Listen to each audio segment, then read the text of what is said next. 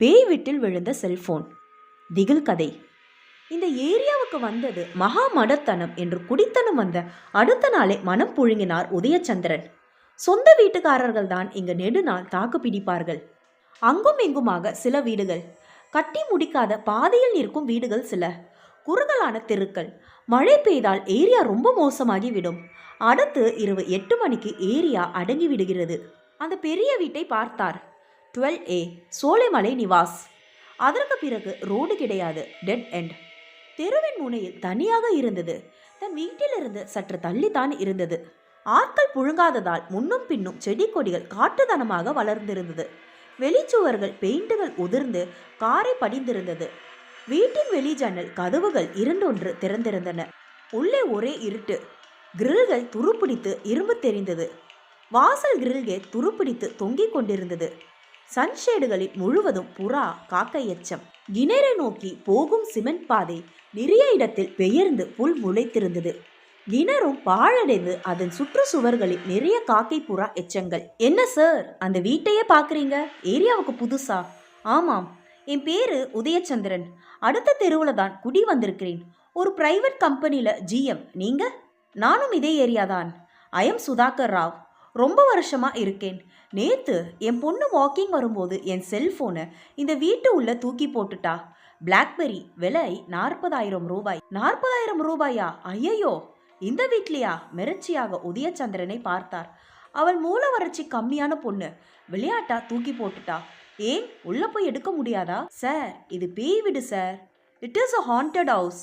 இந்த வீட்டில் குடியிருந்த கீதா, அப்புறம் வினோதினி, அதுக்கப்புறம் லக்ஷ்மி என்ற பொண்ணுங்கள்லாம் தூக்கு மாட்டி செத்துருச்சுங்க. தூக்கு போட்டுக்கிட்டாங்களா? ஜனங்க கதை விடுவாங்க சார். ஏரியாக்காரங்கிறதுனால கீதா, வினோதினி, டீச்சர் லக்ஷ்மி 3 பேர் சாவுக்கு சுடுகாடை வரை போனவன் சார். கீதா என் தூரத்து உறவு சார். இடிச்சிட்டு ஒரு பூஜை பண்ணிட்டு வாஸ்து வச்சு திருப்பி கட்டலாமே. சுதாகர் ராவ் நமட்டு சிரிப்போடு அவரை பார்த்தார். ஒரு சின்ன வயசு கான்ட்ராக்டர் தைரியமா டீல் பேசினாரு. அடுத்த வாரம் தூக்கு மாட்டி இறந்துட்டாரு. அதற்கு பிறகு 2 பேர் வந்து ஃப்ளாட் போடலான்னு இறங்கினாங்க. 2 பேரும் ஆக்சிடென்ட்லேயே போயிட்டாங்க. ஒரு மாஜி எம்எல்ஏவும் இதே மாதிரியே போயிட்டாரு. ஓனர் பயந்து அப்படியே விட்டுட்டாரு. முனிசிபாலிட்டி ஆளுங்க குப்பை ஆள திரும்பி கூட பார்க்க மாட்டாங்க. அதெல்லாம் தற்செயல். இதுக்கும் அதுக்கும் கனெக்ஷன் இல்லை. ஜனங்க நிறைய ஸ்டோரி சொல்லுவாங்க. நீங்க புதுசு, ஒன்றும் தெரியல. உள்ள போனா ஒரு பசுமாடு, 2 நாய் எல்லாம் செத்துருச்சு. நீங்க செல் எடுக்க உள்ள போய் ஏடா கூடமா ஏதாவது ஆயிட போது, போவாதீங்க சார். செல்லோட விலை 40,000 ரூபாய். பேயை பார்த்து போல் உதயச்சந்திரனை பார்த்து மிரண்டு விட்டு நைஸ் மீட்டிங் என்று சொல்லிவிட்டு சுதாகர் ராவ் மறைந்தார். மணி பார்த்தார். மாலை 6:30. மெதுவாக இருட்ட ஆரம்பித்தது. சோலைமலை நிவாசை நெருங்கினார். நெருங்க நெருங்க இதயம் மெதுவாக படபடக்க ஆரம்பித்து வேர்த்து கொட்டியது. 40,000 ரூபாய் செல்போன் விட மனசில்லை. கேட்டில் கை வைத்த போது ஜிவ் என்று உடம்பு முழுவதும் பரவி விரைத்து போனார்.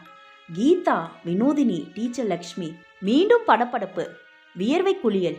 போய்விடலாமா? ரோட்டில் ஆள் நடமாட்டம் இல்லாமல் வெறிச்சோடி விட்டது. தன் கையில் இருந்த இன்னொரு செல் நோக்கியா போனில் மணி பார்த்தார். 7:15. பயந்து பயந்து கேட்டை நெருங்க இவ்வளவு நேரம் ஆகிவிட்டதா? வீட்டில் கூட சொல்லவில்லையே. டார்ச் லைட்டாவது எடுத்து வந்திருக்கலாம். வியர்வையை துடைத்து கொண்டு ஆசுவாசமாகி ஒரு குண்டு தைரியத்துடன் கேட்டை தாண்டி எகிரி குதித்தார். முட்களும் புல் செடிகளும் காலில் நெருடியது. 4வது பெட்ரூமின் ஜன்னலில் நெருங்கினார். அதனுள் தான் செல்போன் விட்டெறிந்தாள் தன் பெண் பூர்ணிமா. கால்கள் படப்படப்பில் ஒல்லிக்குச்சியாகி எலும்பு வலித்தது. ஒயிங்னு மேல கதவை கஷ்டப்பட்டு திறந்தார். நாய் இருந்த வாடை குடலை புடுங்கியது. மூக்கை மூடியவாறு பார்த்தார். இருட்டு. தட்டுமுட்டு சாமான்கள் நிழலாக தெரிந்தது. தன் செல்போனில் அந்த நம்பரை கூப்பிட்டார். அனல் மேலே பனித்துளி, அலை பாயும் ஒரு கிளி, மரம் தேடும்.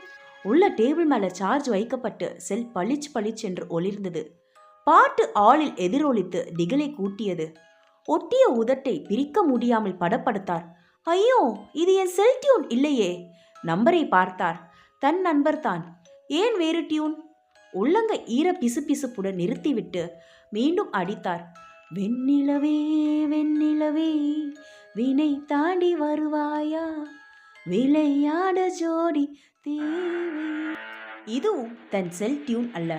மீண்டும் செல்லில் தன் நண்பரை உறுதி செய்கையில் உள்ள குரல் கேட்டது. ஏ கீதா, இரண்டாவது வாட்டி செல் ரிங் ஆகுது, எடுடி. என் கையில மருதாணி இட்டு இருக்கேன், லக்ஷ்மி எடுக்க சொல்லுடி வினோ. இதை கேட்டு இதயமே நின்று விட்டது. இந்த ஸ்டோரி உங்களுக்கு பிடிச்சிருந்துச்சுன்னா லைக் பண்ணுங்க, சப்ஸ்கிரைப் பண்ணுங்க. தேங்க்யூ.